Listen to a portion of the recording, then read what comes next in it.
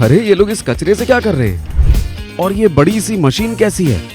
ये तो कोई फैक्ट्री है ऐसा लगता है ना? लेकिन ये मशीन किसी फैक्ट्री में नहीं बल्कि एक हाउसिंग सोसाइटी में है। इतनी जल्दी चौंक गए? तो ये देखिए,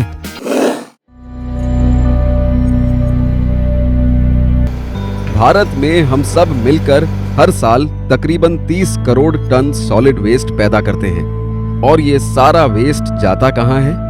इन बड़े बड़े लैंडफिल्स में। ऐसा करके हम पोल्यूशन, बीमारियां बढ़ा रहे हैं। लेकिन इसका कोई इलाज तो होगा जिससे हम अपने घर में या अपनी सोसाइटी में तैयार होने वाले कचरे को लैंडफिल्स में ना फेंकें। बिल्कुल है।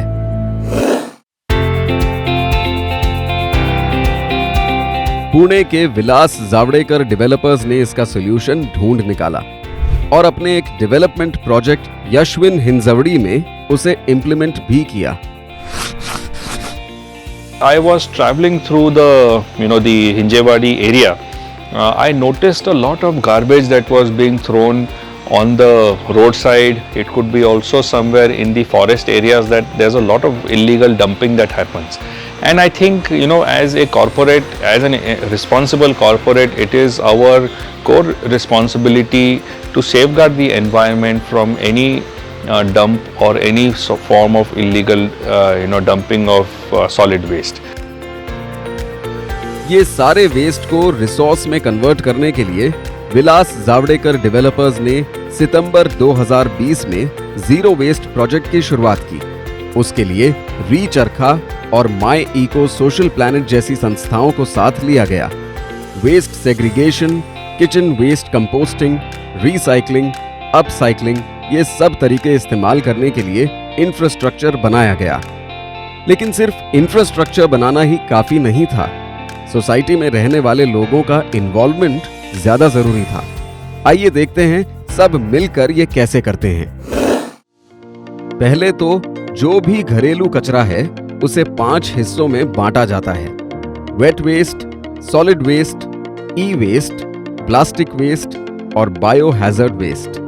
इस काम की शुरुआत यशविन हिंजवड़ी के हर घर से होती है। हर एक रेजिडेंट अलग अलग डस्टबिन में कचरे का सेग्रीगेशन करता है।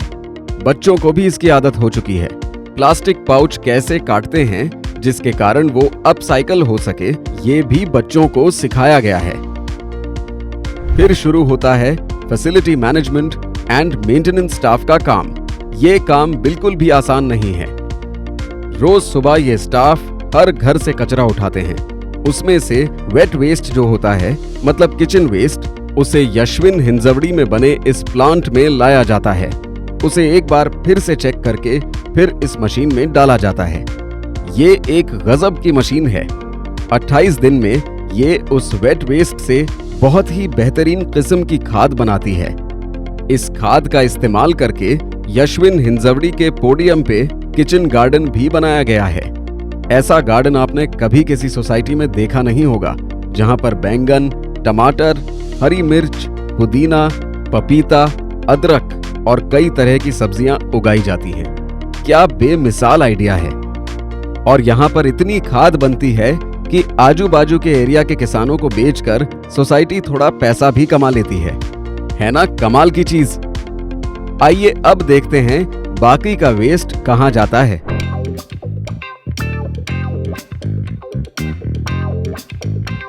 बाकी सारा वेस्ट बिल्डिंग के बेसमेंट में बने इस एरिया में लाया जाता है। यहाँ पे उसे 4 हिस्सों में बांटा जाता है। प्लास्टिक रैपर्स अपसाइक्लिंग के लिए रीचरखा के पास भेजे जाते हैं। उससे वो सुंदर सुंदर बैग्स बनाते हैं। जो चीजें रिसाइकल हो सकती हैं उन्हें ऑथराइज्ड रिसाइकलर के पास भेजा जाता है। ई वेस्ट भी ऐसे ही ऑथराइज्ड डिस्पोजल एजेंसी के पास भेज दिया जाता है। और जो बायो हैजर्डस वेस्ट है उसे म्युनिसिपल अथॉरिटीज के पास सौंप दिया जाता है। विलास जावड़ेकर डेवलपर्स और यशविन हिंजवड़ी के रहवासियों ने जो अभियान चलाया है उसे हमारा सलाम। जहां पहले 90 ट्रैक्टर कचरा हर महीने यशविन से लैंडफिल्स में डंप कराने जाते थे, अब वो सिर्फ 2 ट्रैक्टर हर महीने जाते हैं। ये एक बहुत बड़ी उपलब्धि है। आज तक लगभग 35 टन किचन वेस्ट से खाद बना चुके हैं और अपना खाना भी खुद उगा रहे हैं। इससे ज्यादा प्रशंसनीय चीज और क्या होगी? You know, the cost that the community has incurred so far is somewhere in the region of 95 rupees per household to actually set up this entire project.